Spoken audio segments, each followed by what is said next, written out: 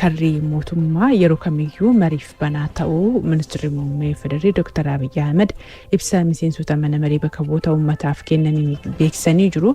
Nageenyi daran qaalii ta'uu kaasuun mootummaan filannoo uummataan aangoo qabatee karaa seeraan alaa aangoo irraa buusuu fi yaaduun dogoggora ta'uu kaasanii jiru. Itoophiyaatti aadaan siyaasaa akkana jijjiiramuu akka qabus dubbatanii aadaan garaagartee jiru mariin furuu babal'achuu akka qabu hubachiisanii jiru.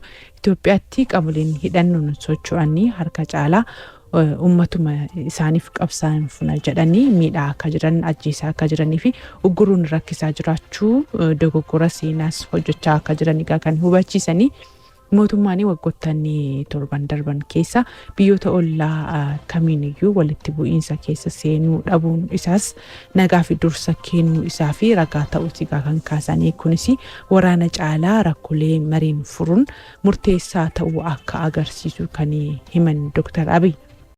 waligalteen Pretoria seenaa Itoophiyaa keessatti waligaltee seenaa qabeessa ta'u ministeerri muummee Itoophiyaa Dr. Abiy Ahmed yaa'ii mana maree bakka bu'oota uummataa kaleessa ta'ame irratti gaaffii dhimma haala yeroo naannoo Tigraayitti ka'ee fi deebii yeroo kennaniin himanii jiru. Faayisalaa Damdaba gabaasa dabalataa qaba. ministeerri muummee Itoophiyaa Dr. Abiy Ahmed kaleessa yaa'ii mana marii bakka bu'oota uummataa gaggeeffamee ture irratti argamuun yaadaa fi gaaffii miseensota mana marichaa irraa kaaniif deebii laatanii jiru. Miseensonni mana marichaa dhimmoota siyaasaa, diinagdee fi hawaasummaa akkasumas hojiiwwan misoomaa waliin wal qabateen yaadota gaaffii garaagaraa ministeera muummeef kan dhiyeessan yoo ta'u isaanis deebii itti kennanii jiru. Dhimmoota yaa'ii mana marichaa kana irratti kan keessaa tokko waa'ee waliigaltee Pretoria waraana kaabatti gaggeeffamaa ture xumura itti godhee fi haala yeroo ammaa naannoo Tigraay keessatti argamu ture. Waliigalteen Pretoria waliigaltee seena qabeessa Itoophiyaa gaagaamaa fi badii olaanaarraa baraare akka ta'e ministeerri muummee Itoophiyaa Dr. Abiy Ahmed himan. Pretoria ታሪካዊ ስምምነት ነው።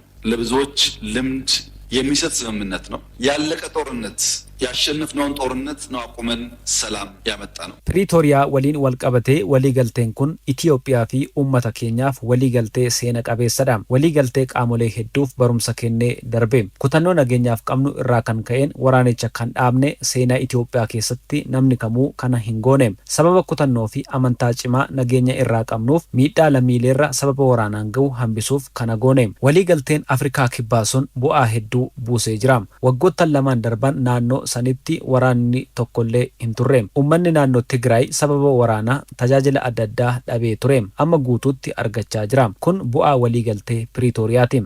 Bu'uura waliigaltee Pretooriyaatiin dhimmoonni akkaataa barbaadamanii hin raawwatamin hafannee jiruun isaan keessaa hidhattoota hiikkachiisuu fi deebisanii dhaabuunis tokko yoo jedhan kun immoo raawwatamuu dhabuun dura irratti kan miidhu uummata naannoo Tigraay yoo jedhan dabaluudhaanis waggoottan lamaan darban keessa waraanni dabalataa akka hin uumamne hojiin bulchiinsi yeroo naannoo Tigraay hojjetee kan dinqisiifamuu qabu akka ta'e kaasanii jiru. DDR በተሟላ መንገድ አልተፈጸመም።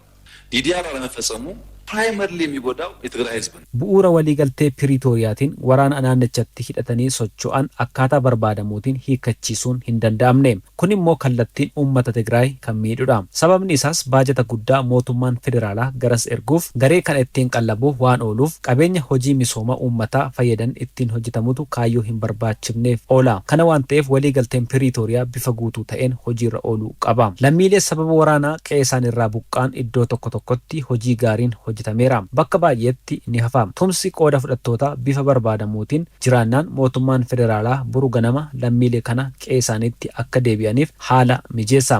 Siyaasaa fi namoonni walitti makamuu isaatiin rakkinichi mudachaa jira. Waan hunda dura siyaasa caalaa namoomaaf dursi yoo kenname lammiilee kana gara qeetti deebisuun dhaabuun salphaadha. Namooma haa cimsinu.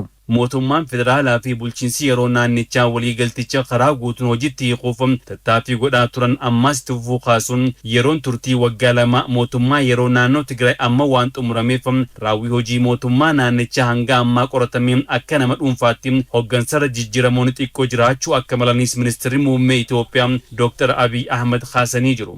ያ የሰጠናቸው የሁለት ዓመት ጊዜ አልቋል። ስላለቀ የህግ ማሻሻያ የሚፈልግ ጉዳይ አለ። yeroon waggaa lama isaaniif kenname amma xumurameera. Kana waan ta'eef dhimmoota fooyyessa seeraa barbaachisu waan jiraniif kaan immoo warreen dhimmi ilaallatu waliin hojjechaa waan jirruuf kun erga xumuramee booda raawwiin hanga ammaa ture qoratamee jijjiiramoonni muraasni jiraachuu danda'u. Kana keessatti hojiiwwan waggoota tokkoon fuuldura hojjetamu keessatti uummata abbaa aangoo gochuun kan irraa eegamudha. Uummanni Tigraay waraana hin barbaadu kan jedhan ministeerri muummee Itoophiyaa Dr. Abiy Ahmed qaamoleen dhuunfaa dibbee waraanaa rukutan gochicharraa of qusachuu akka qabanii hubachiisanii jiru. Dhimmoota waliigalticha guutummaatti hojiirra oolchuuf fayyadan biroos marii fi marabbaan xumuruuf mootummaan federaalaa yeroo kamiyyuu caalaa xiyyeeffannoo itti kennee hojjechaa jiraachuu hubachiisaniis jiru. Milkaa'inni piroojeektii hidha haaromsaa guddichaan argame alaabaa birmadummaa biyyaa kan ol kaasee ta'u miseensonni mana maree bakka bu'oota uummataa himan. Daandii guddinaa Itoophiyaan qabattee egeree biyyaa fi ifa ta'us dubbataniiru. Lalee Girmaa yaada isaanii qindeessiteetti dhaggeeffannee deebina. Itoophiyaan guddina ariifataa itti fufinsa qabaachuu tilmaamna biyyi keenya keewwatte wajjiniin kan wal madaalu ta'uu isaati. Gama hawaasummaatiin yoo laalle barnoota irratti fayyaa irratti dursanii kan yaaluu irra ture immoo yaalanii fayyisuu irrattis hojiiwwan gama fayyaatiin hojjetamaa jiru sun jajjabeessaa fi abdachiisaa ta'uusaa kan nuti hubanne jira. Biyyi dinagdeen ishee ammana ga'u kun annisaan guddaan ishee barbaachisa.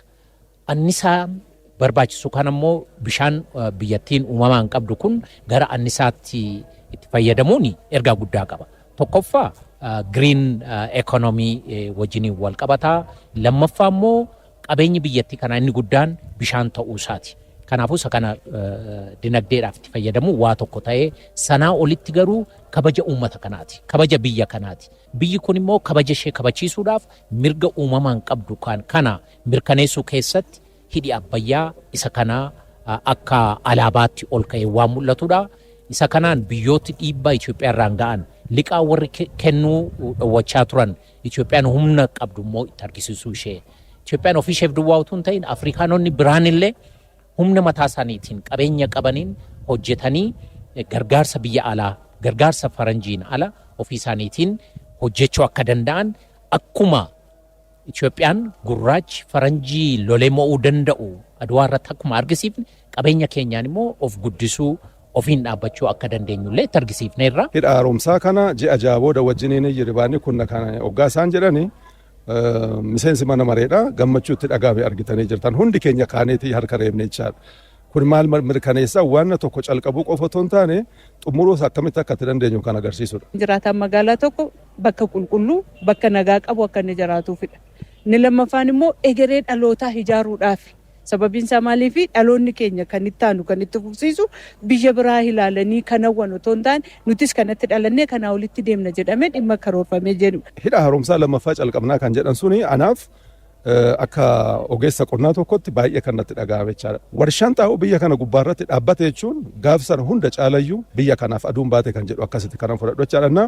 Kun baay'ee kan abdii guddaa namatti horu gara fuulduraatti biyya kanaaf abdii guddaa kan horu dhaloota dhufuus abdii guddaa kan horu harka wal qabannee bahaa lixatti kaabaa kibbatti waliin hojjechuu biyya tokko ijaarramaatti jira. Seenaa biyyattii kana keessatti waraansi wal dhabdeen humnaan deemuun aadaa ta'uunsa aadaan kun immoo cabuu akka irra jiru fakkeenyaaf Itoophiyaan waggootanii dhibbaan lakkaa'amaniif ollaa ishee wajjin mootummaawwan darban 3-4 darban kun kan mootummaa ollaa wajjiniin kan waliin loliin akka hin jirre garuu Itoophiyaan waggoottan 7 darban kana keessa gonkumaa biyya ollaa araarsuurraa kan hafe biyya kamii wajjinuu walitti bu'iinsi akka hin uumamin kana jechuun immoo rakkoon hin turre jechuu akka hin taane kaasanii ibsanii.